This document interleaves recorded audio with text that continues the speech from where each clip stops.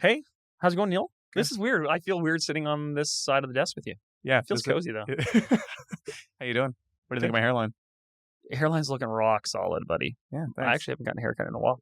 Your hair looks great. I'm Always. looking So shaggy. you got the mullet set up. Yeah. Theo Vaughn. All right. Yeah, so we haven't recorded in a little while. You guys might have noticed that. We've been taking a little bit of a hiatus, but do you want to explain a little bit, or? Yeah, I'll start maybe a little bit with that. So welcome, guys. I mean, thanks for listening. Thanks for tuning in. This is the Master Keys Podcast, as you guys know. And for any of you that don't, this would be an interesting episode to start on. But it's because we're going to be announcing, I guess, a change. And you've probably figured that, where we were very consistent. Then we took a break for about 6 months, and then we came back. A lot of you guys, we talked about why we did that. It was a cost base, a time base. It was getting to be too much for us. And then we went ghost mode again as of about 2 months ago or a month and a half ago. And that was kind of the same problem. And it wasn't as much as a cost base this time, but it was more, I think, a time capacity and a loss of direction in some sense.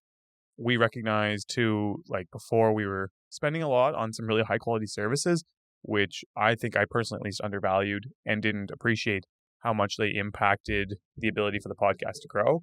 We're just realizing that if we're going to do this and do this properly, we need to really have it well planned out with a focus on where we're going and structuring it in a way that we can actually make it sustainable and enjoyable, because like this needs to be enjoyable for us to be effective at it, and for you guys to get some sort of value and enjoy listening to it. So this episode, I guess you could say, or this note that we're posting and talking through right now, is just us sharing where we're at to let you guys know what our intentions are and where we're going to be going with probably a pause. And also thank you guys for listening for the years that you did, reaching out, saying hi in person, doing everything you did, because it was super fun. It was an amazing experience. Yeah. I had a blast doing it. It still comes up today. Like, people always talk about it. So it was an amazing learning experience. I would say not dead and gone, but it's definitely on a properly formalized pause until we can understand what our objective is and can come back. Yeah, and to what you're talking about there, we did, like, in this relaunch, we kind of got a little bit tighter with the expenditure on it, just because, it's not easy or cheap to run these sort of operations. But the time thing we still struggled with, because where we are now doing more of the production ourselves, in some sense, like, the time commitment actually got even worse. Yeah. And that is okay as well, because I think both of us, we do love to work. The problem is, and I'm not saying this to pump our own tires, but we don't like doing things and doing it less than we know it could be, I guess, for lack. Like, we are not the type to half-ass something. We put our whole ass into it, right? And it was getting a little bit almost sad that we weren't necessarily executing to the standard, frankly, that we think you guys deserve as an audience, and that the brand had established, the Master Keys brand. So there'd be even instances where we recorded some phenomenal episodes, but they didn't even make it to YouTube in some cases, or they didn't get the short form content online. And so always, it's like we felt we had something great and we weren't able to do it justice. And that's just a lousy feeling. It didn't feel rewarding or fair to ourselves and to you guys, frankly. And so rather than dilute the product anymore and just continue to feel unsatisfied with what we were putting out there, we're just taking this pause, and we don't know how long it's going to be. Like, we have this great platform, we have this great connection with you guys. We think it's valuable for listeners at large and for you guys and for ourselves, but we just don't know what incarnation that might take. It's whatever we do, it'll likely be a bit more casual and intermittent, but still to be determined on that front. But like Neal mentioned, huge thank you to all of you who have said hi, who have had good things to say about the podcast and what it added for you guys. It added a lot for us too. So again, thank you so much for that. Yeah, 100%. I guess I had some more stuff, like I had written out some things and some thoughts that I wanted to share. I'll probably dive into those, I guess, a little bit. But so to everything Chandler said, 100%. And hopefully, I think one thing was, if we can get a location where everything is one succinct area, it'll make life so much easier. As I'm sitting here, I'm like, I know one stretch for me is having multiple different offices makes it really difficult to accomplish these things that need to be done timely and on a weekly basis. But then the other thing I think that both of us found is maybe our motivations within industry changed a little bit. I'd say probably me more than you, because I was very new to it. So I came in guns a-blazing, trying to go to the moon, and then decided, oh, maybe these aren't the things that I'm in love with.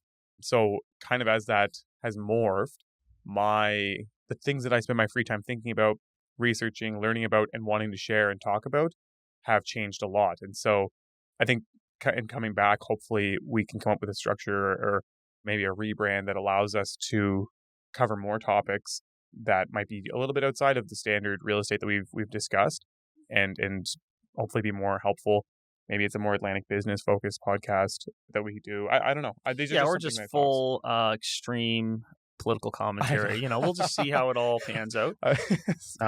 Just the same rabbit hole of bitching about affordable housing and how taxes are ruining everything. Yeah, that's what the people want. I'm still plugging away at the same grind, but you're kind of mixing up. You've got a lot of different things on the go, and it's hard to, we want to feel passionate about what we're talking about, so that matters a lot as well. Just to wrap for people a little bit, like what has been going on with you? Yeah, so I was actually looking at my notes. So I'll give a full background to it. This is, I think, probably actually what I wanted to say. So I got into real estate, and I very openly said it on here because I, plain and simple, was like, I want to have a certain level of financial success. Mm-hmm. I looked at lists of people, and through all my research, very frequently, all things pointed back to real estate as one of the more common success drivers. And success for me was defined through financial... financial gain, and a certain lifestyle. And it seemed like there was a point where you could get real estate to be fairly, everyone says passive. That's not the term, but in comparison to maybe similar businesses that make the same amount of money, it was a less labor-intensive prospect. And it's cumulative. And inflation does it well, and times in the past has done it well. So I got into real estate, and I knew getting into it again, it wasn't necessarily what I dreamt of as a kid. It was what I had told myself I needed to do to establish a certain level of financial success.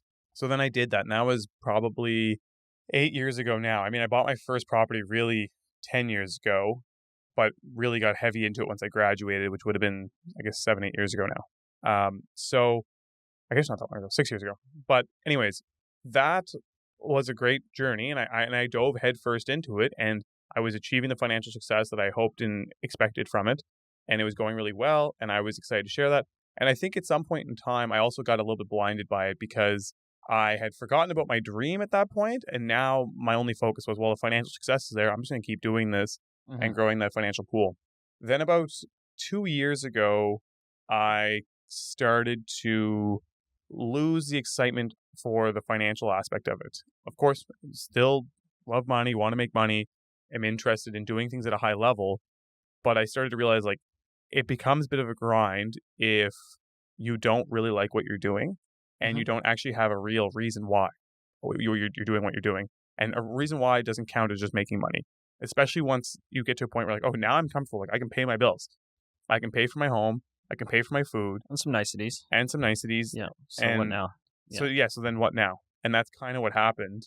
And it's like kind of that cliche thing of, like, money doesn't buy you happiness. I realized sitting there, I had all these, like, things that I thought I wanted, and I still felt the exact same I did before I had all of them, if not a little worse, because now the excitement, this, like, potential thing that I could acquire, these things that I could achieve, kind of were achieved and stripped. And so I had now lost my motivation. And so that's where I've been almost the last, like, literally 2 years, like 18 months. And in that, I started to really spend a lot of time trying to figure out what I really wanted, what my why was, and what I dreamt of. And ultimately, I was like, I never, for the first 20 years of my life, I never sat there and, like, dreamt of owning a bunch of small multi-unit apartment buildings. Hey. In this city or any city. And even my little bit of dreaming in the development world, like, was associated with, like, kind of the classic, but, like, the big shiny ones that you see going up downtown. And even when I look at those people, and that this is a big thing, right? Like, if you want to be that person that owns that big shiny building downtown, okay, I go ahead and look at all of those players who have those big shiny buildings. They don't own a bunch of small multi-units throughout town, and they're also not still slinging real estate, right? Which is where I was like, okay, well, if I want to get to that, then I need to follow that path. And so I started to realize, okay, I need to divest some of the things that I'm doing. And that means both the actual physical assets and then the things that were consuming my time. And at the same time as all this, I was so stretched because I had all these little businesses. I was buying investments. I was trying to maintain this big life, all these social obligations. And so on top of realizing I'm not enjoying what I'm doing, it's literally consuming 99.99% of my time. And so I don't even have capacity to really think about what I really want to be doing. So I kind of went through this aggressive period of just hard stopping everything. Even though opportunities were arising in every business, like, nope, not doing it, not doing it, not doing it. And so that was part of the time too that I was like, no, podcast has to go, because it was consuming probably 3 hours of Chandler and I's week.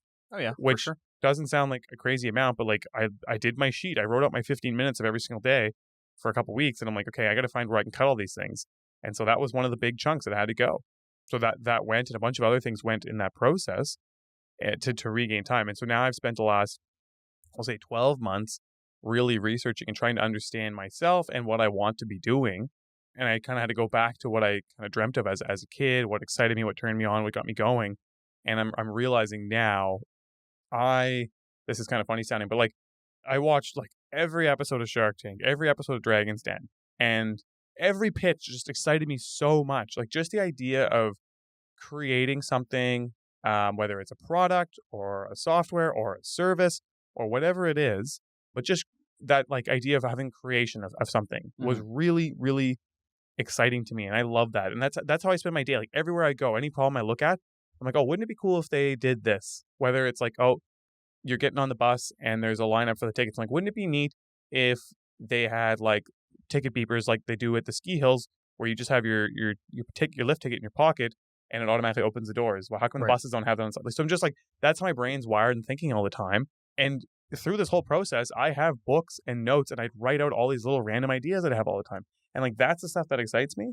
But I've never had the kahunas to go for it, because I understand in doing that, you have to risk a ton of time. You could potentially risk a ton of money, and there's no real guaranteed outcome of success.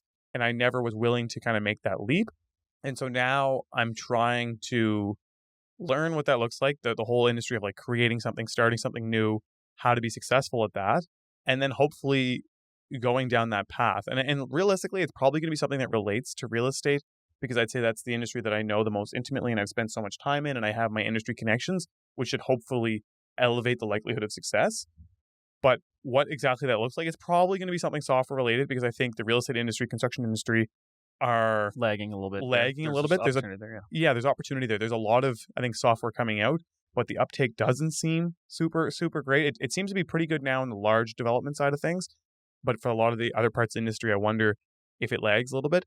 So I'm hoping to get into that world. Again, the difficulty has been for me is I still don't know that I'm fully comfortable to give up on wealth creation that I feel like is more guaranteed.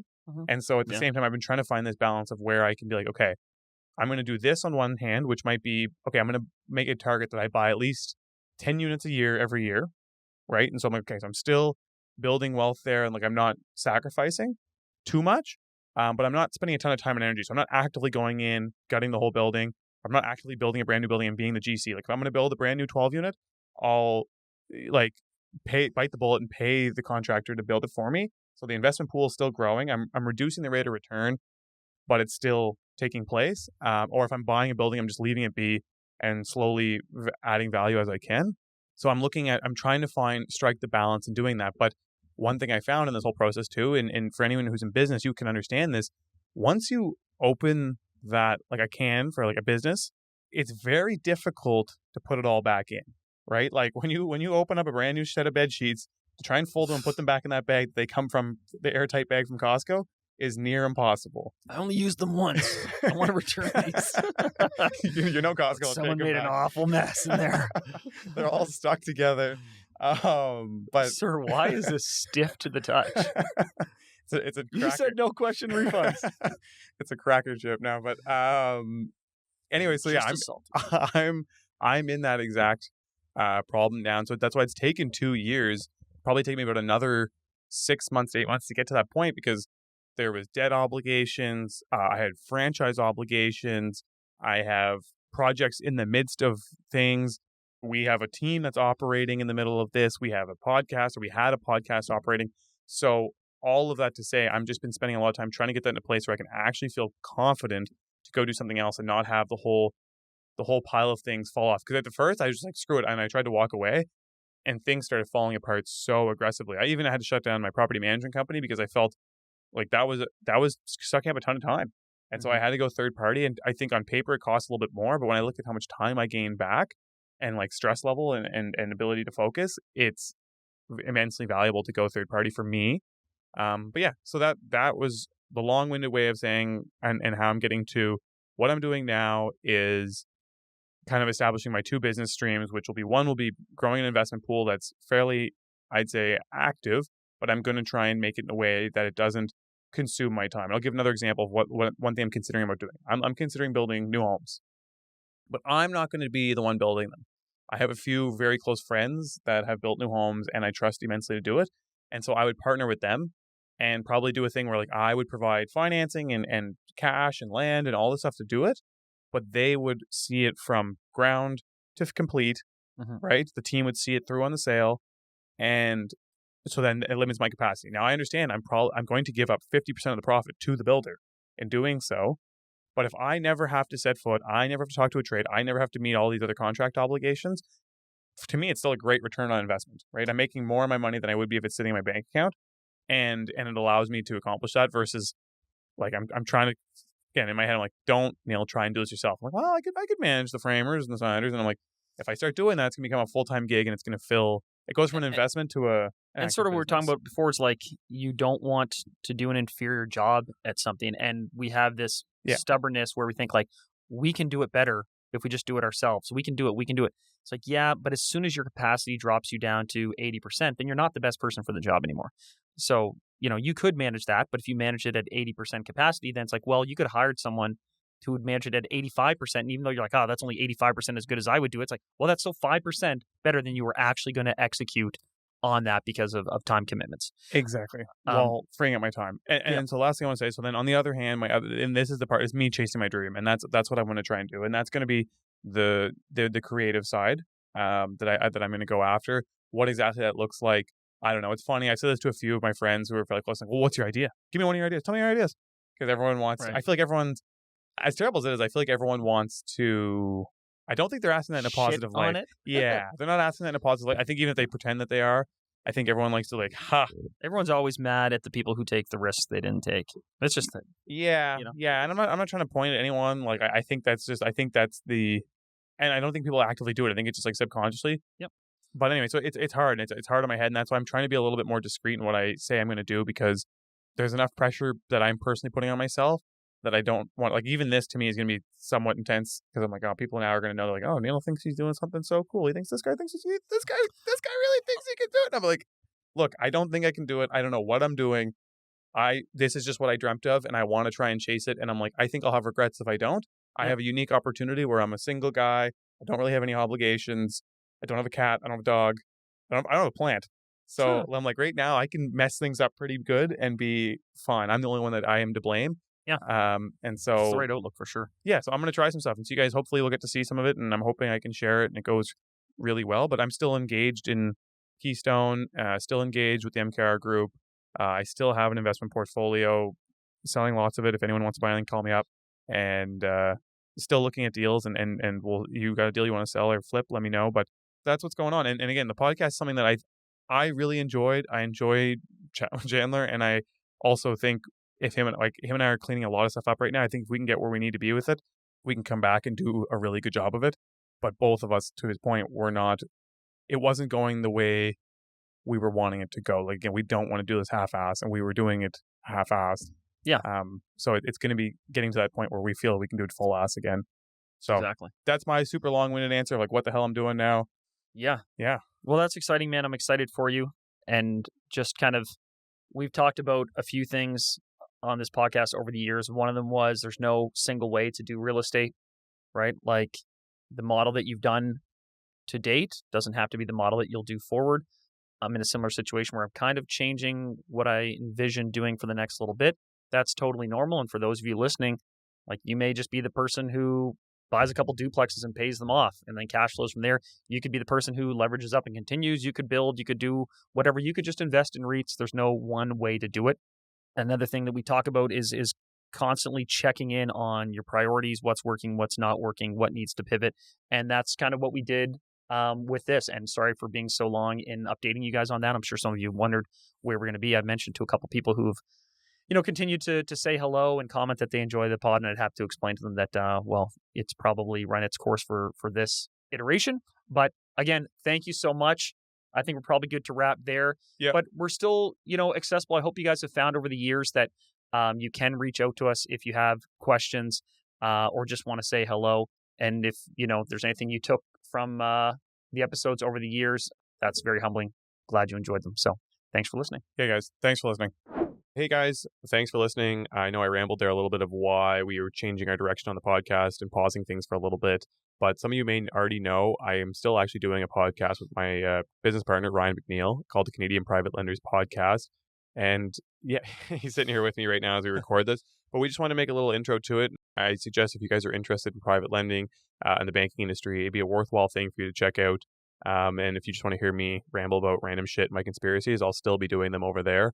So yeah, I just wanted to bring that up, and Ryan's got a few things to say as well that he'd like to introduce. For sure. Thanks, Neal. I'm Ryan McNeil. I've been in the private lending industry for several years now. And as Neal mentioned, we're the hosts of the Canadian Private Lenders Podcast. So if you're interested in private mortgage lending or also mortgage brokering or even real estate investment, which I know many of you are in Canada, you're going to want to listen to this show.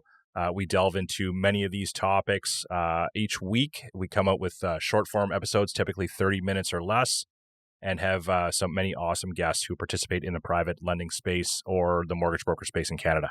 Definitely. Yeah. So guys, I would appreciate if you take a peek at it. Let us know. Let me know what you guys think, where we can improve, what you'd like to hear. Like I said, Master Keys is definitely on a temporary pause for now. But we'll be over there going over what's going on in the world. And we have some really great guests that are impactful in the real estate industry. So you may definitely want to check out some of those guest episodes. Yep. Thanks, everybody. We're looking forward to having you join us. Thanks, guys. When I was broke, I had rich habits. When I was broke, I had rich habits.